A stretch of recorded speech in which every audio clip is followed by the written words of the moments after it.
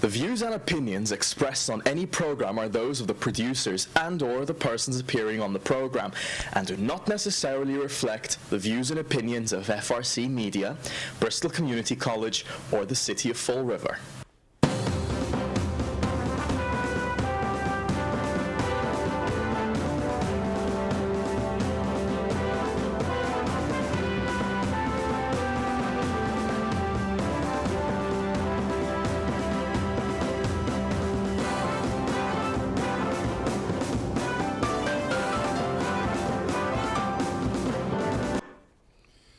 Well, hello. Welcome to Spindle City Straight Talk. I'm Chip. And I'm CJ. And I'm Carlos. And it's a Monday. It is. It's our second Monday show. Isn't this great? And so let's get right off on it. I was listening to the radio this morning, and we have another feasibility study being done. Oh, glory, glory be. $1 million feasible study this time, feasibility study. Isn't it incredible how government has to study everything? You know, if you're sitting in the middle of your kitchen and it's raining on your head, do you have to do a feasibility study to see if you need a new roof? You know, everything is a feasibility study and a study to see, it's like, really? You know, Durfee High School. And the mayor was saying it's $200,000 well spent for this feasibility study. Horse poo-poo. That is not $200,000 well spent. $100,000 for another police officer and another firefighter or two firefighters. Or two police officers, fine. Money spent on services for the taxpayer, fine. But again, do we need a new high school? Well, maybe we do. Maybe we need a renovation. But I can tell you one thing, the high school's not that old. I remember a time when they built buildings. We still have fire stations standing that were built in the 1800s. Mm-hmm. So we pay top dollar. Of course, the last Durfee High School, we had one guy go to jail and a few people leave their jobs. But this is what government has been reduced to, and everybody makes money. I'd like to see a list of all the people who do these feasibility studies. Now, we all know that when Ed Lambert was the mayor, everything he did had to be reviewed by the Center for Policy Analysis at UMass. And where did he get a job when he left the mayor? What was the first place he landed? Mm-hmm. UMass. Amazing. Taxpayer money wasted again. And Secret Sam, our clueless mayor, again says $200,000 well spent, just like the money for our administrators, the guys who can't even take money out of somebody's paycheck and put it in their account. So, I don't know, guys, let's weigh in on this. Come on. Visibility for me is like you calling somebody to your home and you need to know how much it's going to cost to add a floor on your home.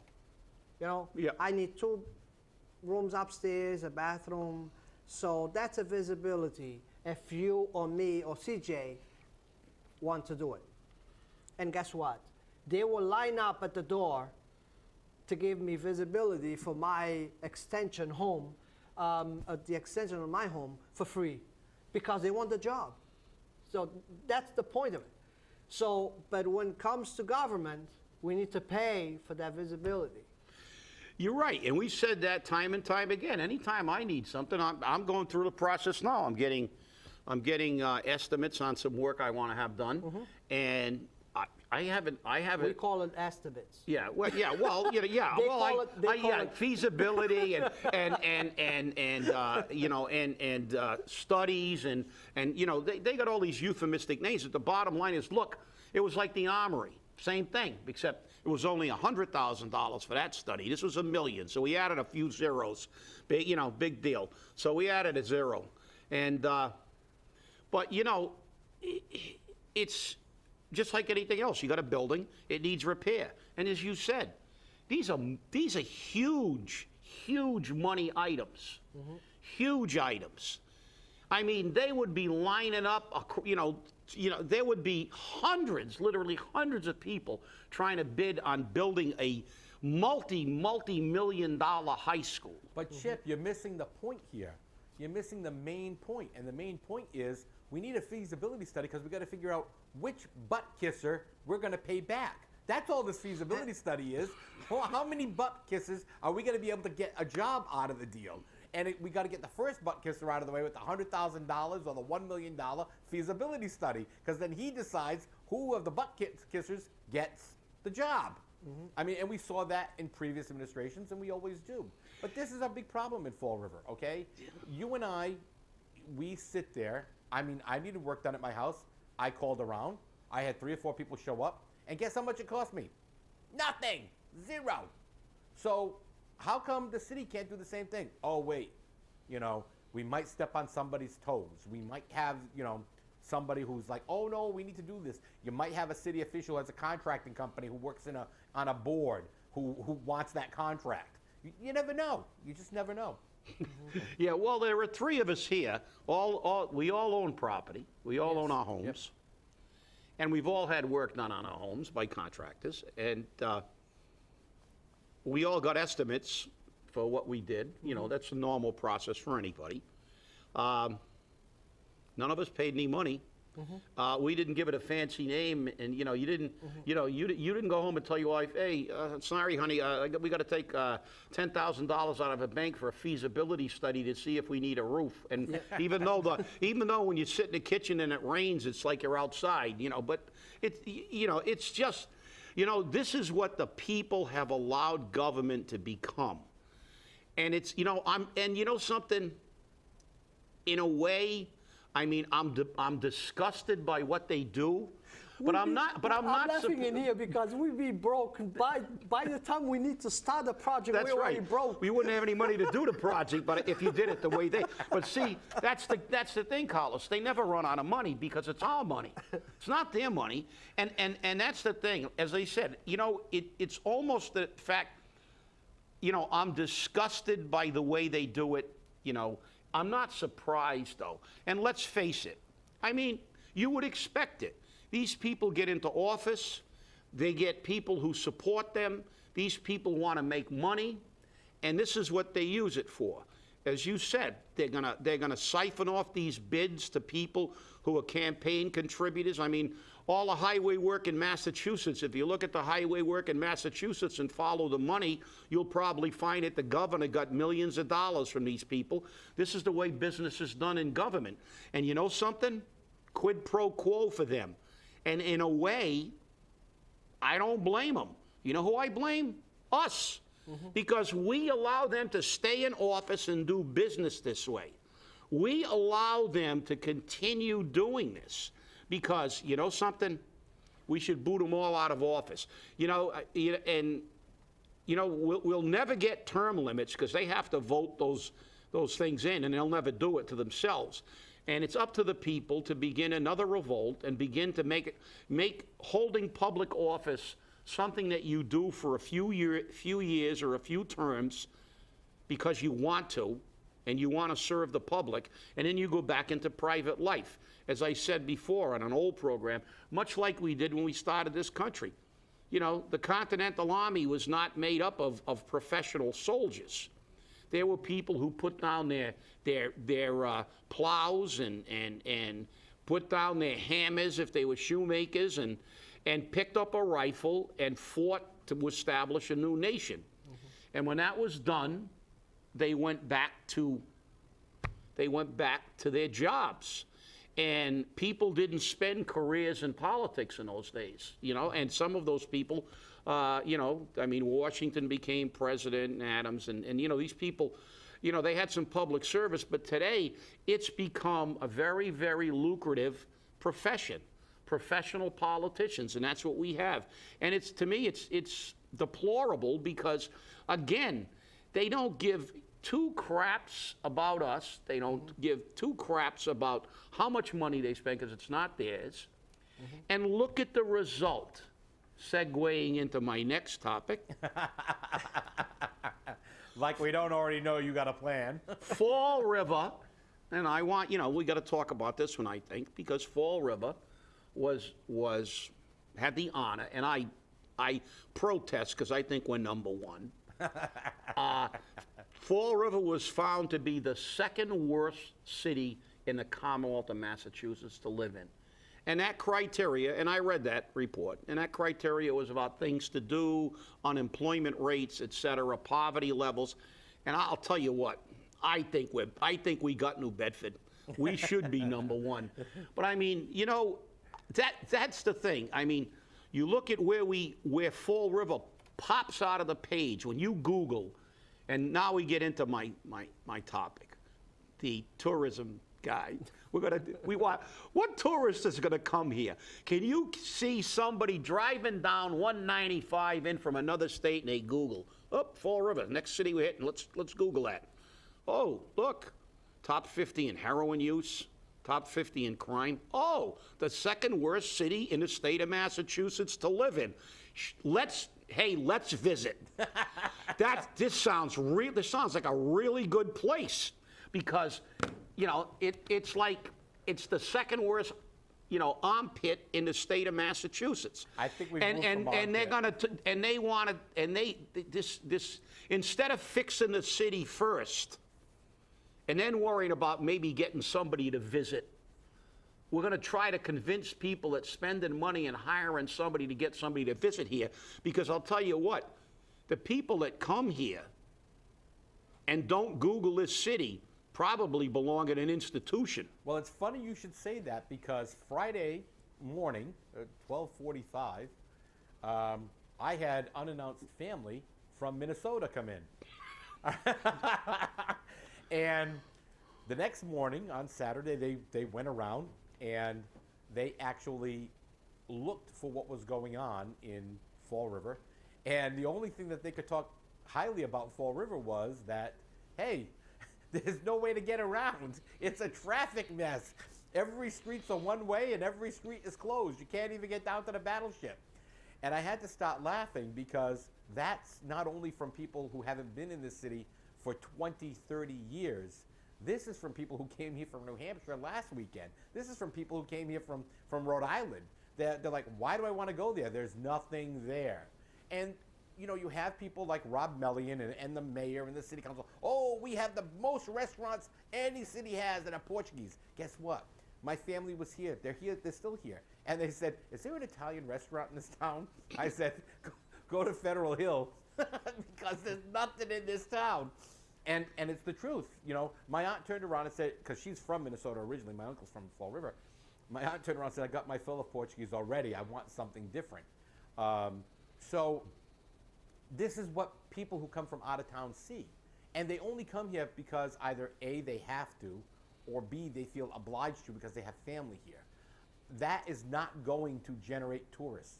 That is not going to generate a substantial revenue stream. It's going to generate a bigger negative voice to the people of the country. Yeah, you're right. And you want to spend millions of dollars. Number one, as I said, rather than do something logical like work on like New Bedford did to bring in, you know, shipping, a commercial enterprise, which this city would be even better than tourism, because tourism is normally seasonal and it fluctuates, and it has its highs and lows, and it's also has to be related to, and it's directly tied to places like hotels, because if you go to any place that is a tourist attraction, they have a lot of hotels, because if you actually bring people in, you want them to stay there, like they do at casinos. Fall River has one hotel, and it's on the fringe. It's almost out of Fall River. I mean, if the thing hiccuped and moved to the right a little bit, it would be over the line. And But Chip, we have plenty of hotels. Let's see. We have the Devil's Cave behind the police station. we have the deck at Government Center. We have Under the Bridge, and there's that over the other side of the railroad tracks, that little community shanty which founded its way there. Those are great hotels. This is what we have to compete for. I mean, I'm looking at my Google search, and I'm looking at the Google map, and I'm saying, Fall River, great place to go. Lots of crime, lots of drugs. Worst place to live. Newport's like 5 to 20 minutes away, and you know what? They got, America's Cup Avenue. They have restaurants. They have hotels. They have the great ships. They have 12-mile drive. 12-mile drive. Lots of mansions. Lots of things to do. The Oktoberfest. Concerts. I think I'm going to go to Fall River because Newport doesn't have anything to offer. Look, I'm not saying anything bad about Portuguese food. It's very flavorful. But the reality is, as you said, probably the most popular food in the United States, ethnic food, is Italian. Yes. And we have no Italian restaurants. Yeah. You look at other ethnic foods, we have virtually none except Portuguese food. And actually Portuguese food, although we know it's very flavorful, the average person from anywhere else outside of Fall River, the Midwest, or they're not really familiar with Portuguese food, and they would not be, it would not be, oh, look, they got great Portuguese food. We have no major seafood restaurant in this city, and, or of any quality. And here we are in New England, what is famous, which we're famous for seafood. So you look at all these factors and say, look, that's the problem. We have no perspective in this city. What do we got to work on? It's like, look, if you got a beer budget, you can't drink champagne. And the fact is, we're not going to fix this city with tourism.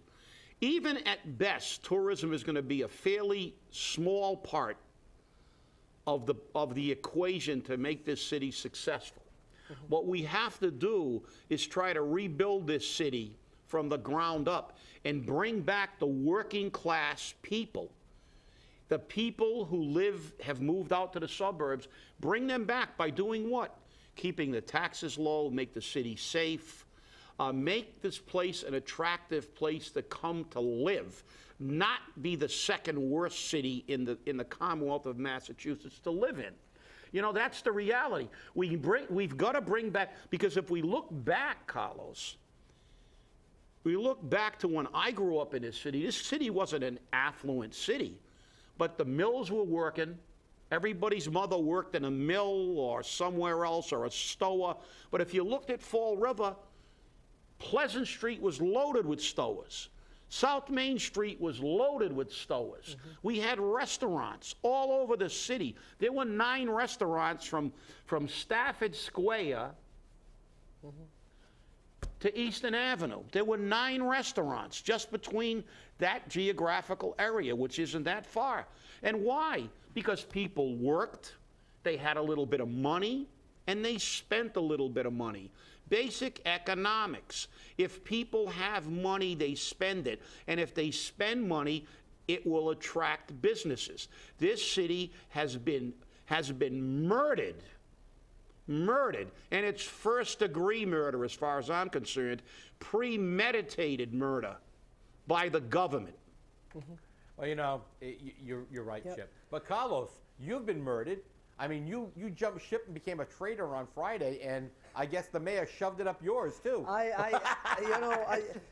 Friday, I guess at the same time we were having a bad time. All at the same time, you hear the show and me over there at City Hall, which, by the way, I think that's where I spend most of my time. But on Friday, it's the only day I don't go there to pick up my check.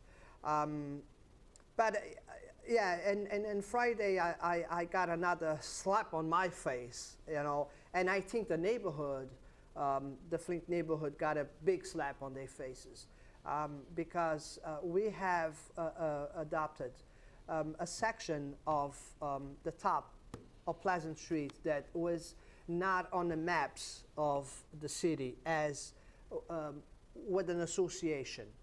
And when we draw the lines pretty much dividing the associations, that section, they call themselves the Flint. They call themselves part of the Flint, but it was not on the map. So I got adopted a motion on my last meeting, neighborhood meeting, and we adopted 34 streets. So we went from 84 streets to 34 to plus 34 streets, 138 streets. And I had put a call into the mayor's office through Nick Camara, which is the new outreach No relation, by the way. No relation. If the mayor would like us to do a presentation and kind of telling, it would be nice if the mayor does like a press release, a conference, a press call, whatever he wants to do it, to let the community know that those streets became part of the Flint Neighborhood Association. And I was surprised Friday early morning that I got a call from Nick, and he told me, Carlos, I'm calling you because the mayor told me to tell you that you are on your own to do this press release. So you can call the city. You can call the paper, the Herald News, and do your press conference or whatever you need to do.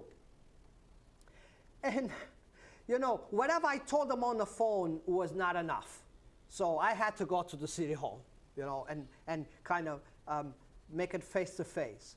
And here's the thing, you know, I don't know if the mayor's watching, but if he is, good for him, because now he's going to have a chance to hear from me. The only intent that we've been doing is always bring, as a courtesy, bring the mayor into the projects that we do to benefit our neighborhoods, to benefit our city. If you don't want to be part of it, it's fine. But I don't need the mayor to tell me that I can, on my own, call Herald News and do a press conference or whatever. I can do that. I have no problem doing that. But would be nice if the mayor, at least since he didn't participate in anything, has no fingerprints in anything like this, but had the courtesy as being the mayor to be, you know, involved with the neighborhoods and to be on our side.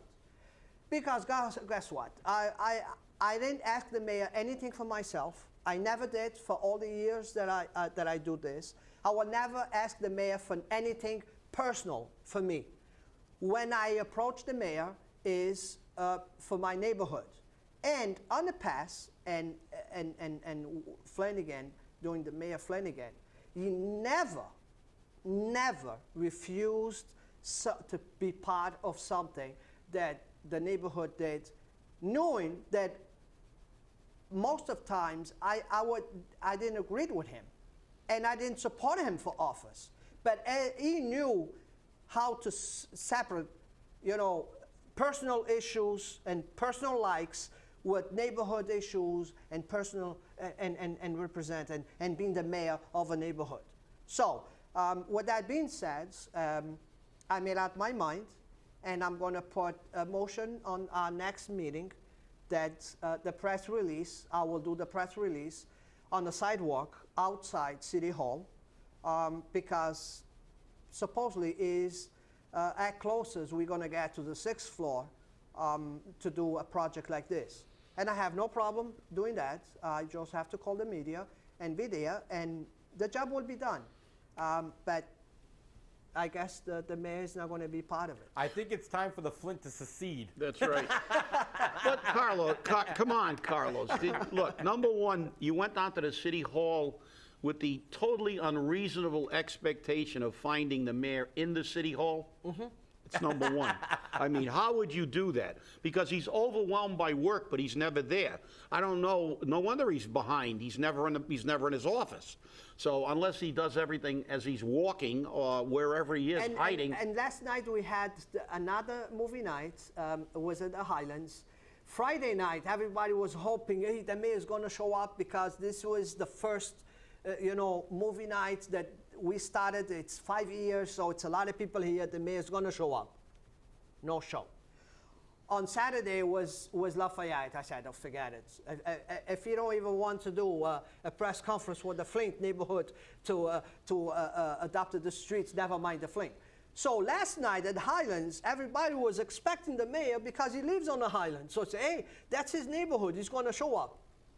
No show. Carlos, come on. Look, you expected to get the mayor to cooperate with you when you didn't go up and sit in front of the city council and say, You know, if they raise the price of eggs in Stop and Shop, you know, you don't complain to the manager. I love fees. I love taxes. Bring them on. You know, the mayor's great. Everybody in this city's a cheap bastard.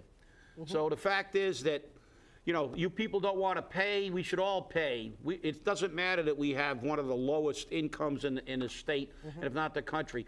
See, you got to realize that he's a lawyer.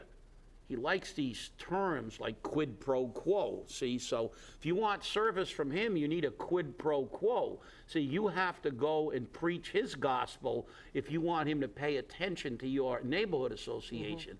But the election's coming. I have a sneaky feeling that he's going to begin to pay attention to the neighborhood associations very, very shortly. Because the people are not happy. You know, he can do all the polls he wants, and I don't know what his polls are showing, because people have a tendency to lie when they get a telephone call or something like that. But I'll tell you what. According to somebody on South Main that I spoke this Friday, was that he told during the cleanup at Lafayette Park, at the Kennedy Park, that I don't care what people say about the $10. I'm going to get reelected because I have the votes to get reelected. It was a person that heard this conversation and was amazed, you know, with this conversation. I can't believe that I'm hearing this. Hey, and remember, I won by 37% of the vote. Exactly. And the sheer arrogance of saying that I don't care what they say. Exactly, yeah. He doesn't, and I'll tell you what, it is obvious from his short tenure as mayor, that is absolutely true. He does not care what the taxpayer says. He does not care what the people, the segment of this population, and I think this is one of the primary problems. The people that contribute the most to this city, who are being raped and pillaged by these politicians, don't comprise the majority of voters. No, and Chip, the thing is that, you know, I wrote an article this weekend about it. I've written it over and over again. And our local media source also wrote an article almost similar to mine. They wrote it earlier. But almost a year ago, the public revolted. The public stood up and worked to get a man out of office. They have continued that revolt, and they're fighting on every tooth and nail on all this, what we call illegal taxation. Taxation without representation. And the elected officials, the city council, the mayor, the governor, the attorney general, the inspector general are saying, too bad. It's Fall River. Who cares? Too bad. You'll do what we say. I think it's arrogant of the mayor, arrogant of the city council, arrogant of our governor, our attorney general, to turn around and say, who cares? You're too stupid to know about money. Okay, we know, you don't, so shut up. And that's basically what they're saying to us, the voter and the citizens. And you know what? It's got to stop. Yeah, you're right. But the problem is it's difficult in this community, and hopefully everybody's fired up enough, because I know the numbers he's looking at. He's looking at the political hacks that have got jobs in their families, the political malingerers who have got their head in the trough, who are making plenty of money, and they don't care. They don't care if the taxes go up. They don't care if the fees go up. They're making big money. And then you got the other people that he can buy with a Charmaine sandwich and are oblivious to what's going on because they're living in some high-rise, and they don't give two craps because, you know, the days of them worrying about paying their bills are gone. Oh, yeah. And the time is up already. Can you believe that? But we're starting campaign season, and I'm ready for it. So am I. Hey, we'll see you on Wednesday, and we got some more news for you, I'm sure. Follow us on Facebook, follow us on YouTube, and remember, be the voice of the people. Speak out for yourself. Let's get angry.